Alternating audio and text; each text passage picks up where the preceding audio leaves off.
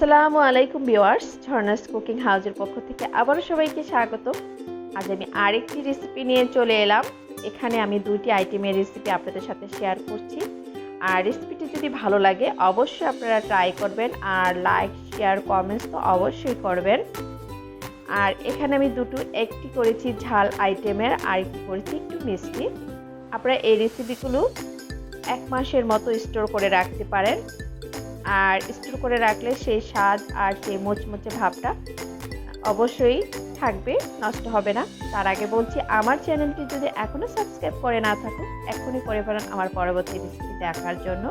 চলুন দেখা যাক। আমি এখানে আইটেম 1 রেসিপিটা দেখাচ্ছি।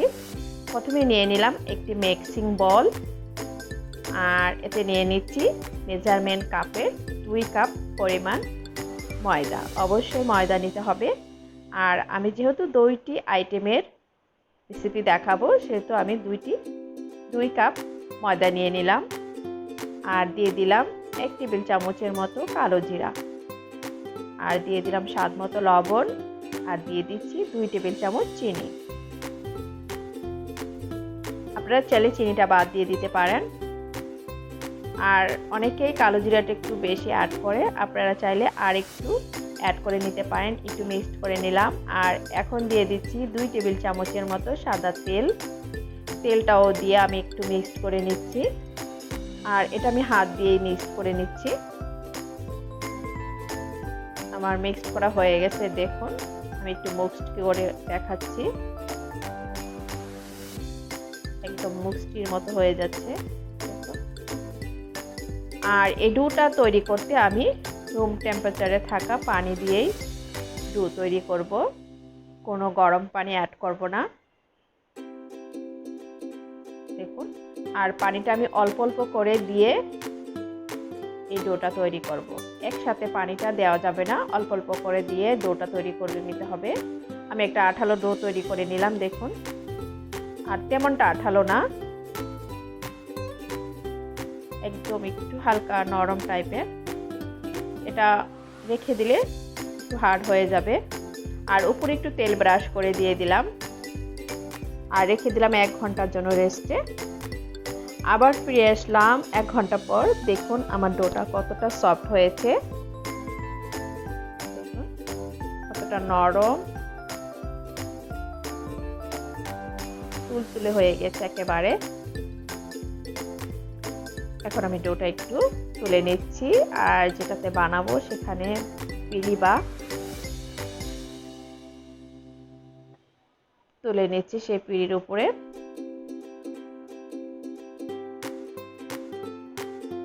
আমি একটু আবার মাখিয়ে নিচ্ছি, হাতে একটু ময়দা মেখে নিলাম যাতে হাতে লেগে না যায়। আর পিড়িতেও একটু ময়দা অ্যাড করে দিলাম। আর একটা লম্বাটে আকৃতির ডো তৈরি করে নিচ্ছি, বা লম্বাটে আকৃতির একটা শেপ বানিয়ে নিলাম।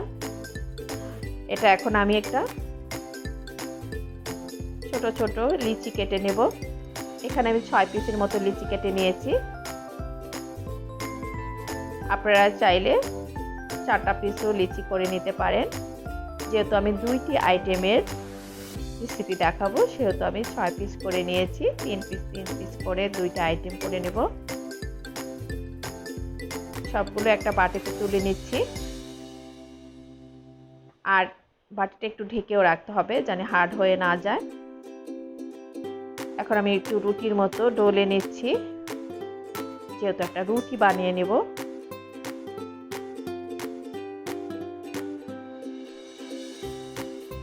আর এভাবে ডলে না নিলেও হয়, একদম সরাসরি আপনি একটা রুটি বানিয়ে ফেলতে পারেন।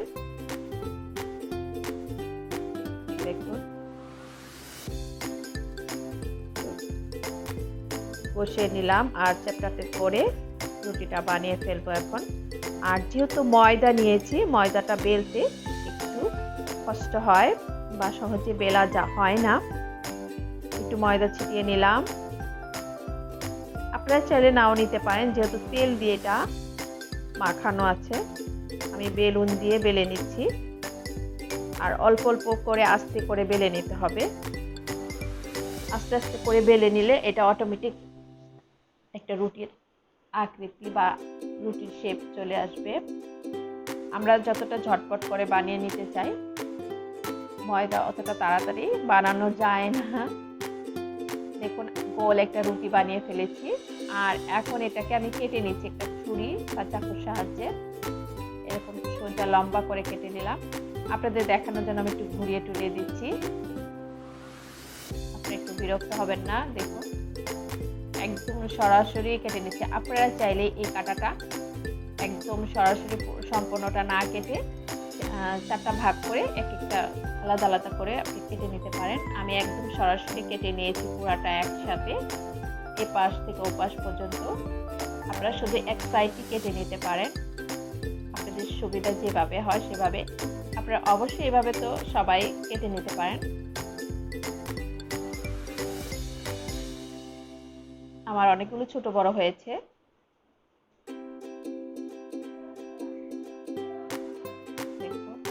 আর আমি এই ফিঙ্গার রোলগুলো ছোট ছোট করে নিয়েছি। আপনারা চাইলে এটা আরো বড় সাইজ করেও নিতে পারেন।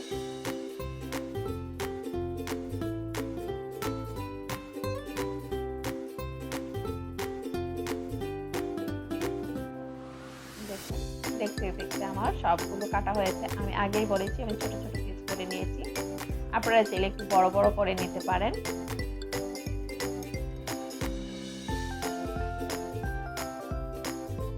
আমার এই ফিঙ্গার রোলগুলো একেবারে ছোট ছোট, দেখতেও খুব সুন্দর লাগে। আমার সম্পূর্ণগুলো কাটা হয়ে গেছে, পিস করে আমি সাইডে রেখে দিলাম। এখন যে কাজটি করছি সেটি হলো, আমি এখানে দুটো আলু সিদ্ধ করে ম্যাশ করে নিয়েছি, আর নিয়ে নিলাম দুটো পেঁয়াজ কুচি, আর নিয়েছি ধনেপাতা কুচি, কাঁচামরিচ কুচি,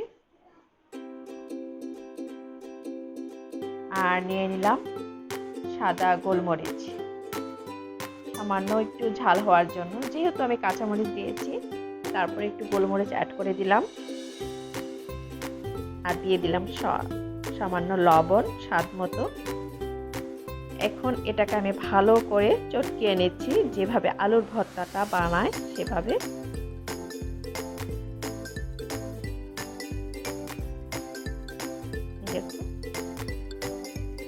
আর ভিউয়ার্স, এই পেঁয়াজটা আগে আপনারা একটু ডলে নিলে ভালো হয়। পেঁয়াজটা ভালো করে ডলে নিলে ভাজার সময় পেঁয়াজটা বের হয়ে যায় না। এখন আমি এতে অ্যাড করছি সামান্য একটু সরিষার তেল, যাতে হাতে লেগে না যায়, এর জন্য তেলটা অ্যাড করে দিলাম। দেখুন, আর একটু মাখিয়ে নিচ্ছি ভালো করে তেলটা দিয়ে। আমার মাখানো হয়ে গেছে। এখন যে কাজটি করছি, আমি ছোট ছোট করে, মানে অল্প করে একটু একটু করে নিয়ে একটা লম্বাটে আকৃতির কিছু ডো তৈরি করে নিলাম, ডো বা শেপ তৈরি করে নিলাম। এখন যে কাজটি করছি, আমি যে রুটিটা বানিয়ে পিচ করে ফুলের মতো কেটে নিয়েছি, প্রত্যেকটার মাথায় একটা করে বসিয়ে দিচ্ছি। দেখুন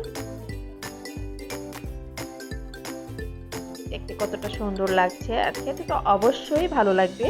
এটা যদি কালারিং হয় তাহলে তো আরো একটু দেখাতে সুন্দর লাগবে। আর আলুটা যেহেতু সাদা, রুটিটাও সাদা, সাদা সাদা মনে হচ্ছে। আপনারা চাইলে যে কোনো কালারিং বা চিকেনের পুর দিয়েও এটা করে নিতে পারেন। আমি এটার নাম দিয়েছি ফিঙ্গার রোল। যেহেতু ফিঙ্গার দিয়ে ঘুরিয়ে ঘুরিয়ে পেঁচিয়ে করতে হয়, তাই আমি এটার নাম দিয়ে দিলাম ফিঙ্গার রোল। আর এখানে একটা আটা তৈরি করে নিলাম। যেহেতু আটাটা দরকার পড়বে না বা পড়ে না, 1 টেবিল চামচ ময়দা নিয়েছি, আর সামান্য একটু পানি নিয়ে একটা চামচ বা ছুরি মাথা দিয়ে গুলিয়ে নিচ্ছি। সামান্য পরিমাণ নরম করে নিলাম, আঠা বানিয়ে নিয়েছি। এটা আমার লাগে নাই তেমনটা, আপনাদেরও অবশ্যই লাগবে না। যেহেতু কাঁচা পানি দিয়ে বা শুধু পানি দিয়ে গোলাটা তৈরি করেছি বা ডোটা তৈরি করেছি, সে তো লাগার কথা না। দেখুন, এখন আমি আস্তে আস্তে আঙ্গুল বা ফিঙ্গার দিয়ে এগুলোকে পেঁচিয়ে নিচ্ছি এভাবে। দেখুন, আর এই মাথাটা একটু আঠা লাগিয়ে নিচ্ছি। আঠাটা লাগিয়ে এভাবে বসিয়ে দিচ্ছি। দেখুন হয়ে গেল আমার finger roll, potato finger role.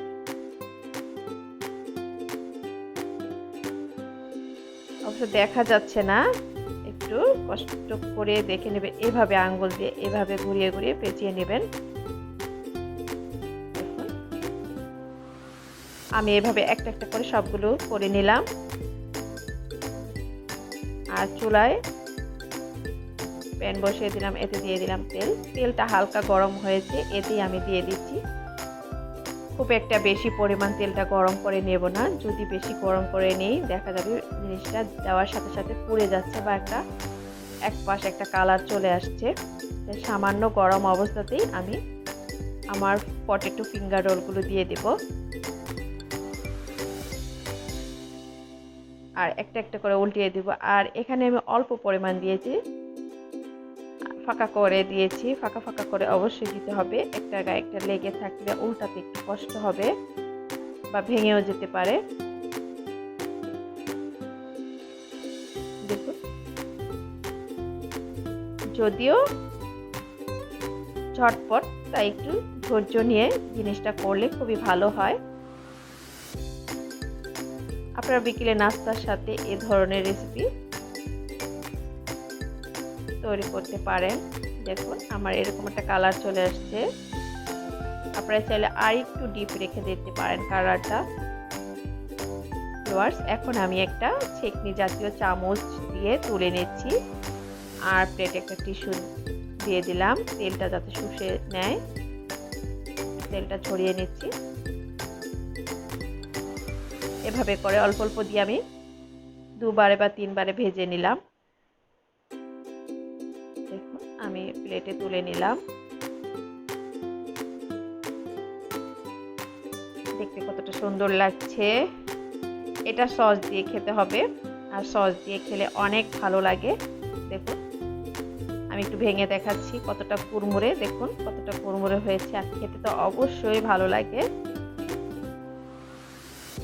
দেখুন একটু খেয়ে দেখাচ্ছি।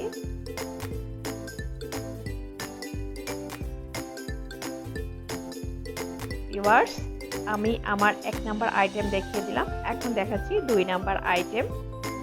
আমি রুটিটা বেলে নিয়েছি আর এইভাবে কেটে নিয়েছি। এখন যে কাজটি করছি, আমি আঙ্গুল বা ফিঙ্গার দিয়ে এগুলোকে আবার পেঁচিয়ে নিচ্ছি। এটার ভিতরে কোনো ধরনের পোর দেব না, এটা এমনিতেই নিব। এটা একটু লম্বাটে বা চিপা হবে, যেহেতু ভিতরে কিছু দিচ্ছি না। দেখুন এভাবে সবগুলো আমি বানিয়ে নিলাম। আর চুলায় একটি প্যান বসিয়ে এতে তেলও দিয়ে দিলাম। তেলটা গরম হয়ে গেছে, সামান্য গরম অবস্থাতেই আমি এগুলো দিয়ে দিচ্ছি। আমি আগেই বলেছি তেলটা তেমনটা গরম করে নেব না। এটাও ফাঁকা ফাঁকা করে দিয়ে ভেজে নিচ্ছি আর একটু উল্টিয়ে দিচ্ছি। দেখুন দেখতে আমার ভাজা হয়ে গেছে। আমি একটা প্লেটে তুলে নিচ্ছি। তেল ঝরানো চামচ দিয়ে তুলে তেলটা ঝরিয়ে উঠিয়ে নিচ্ছি।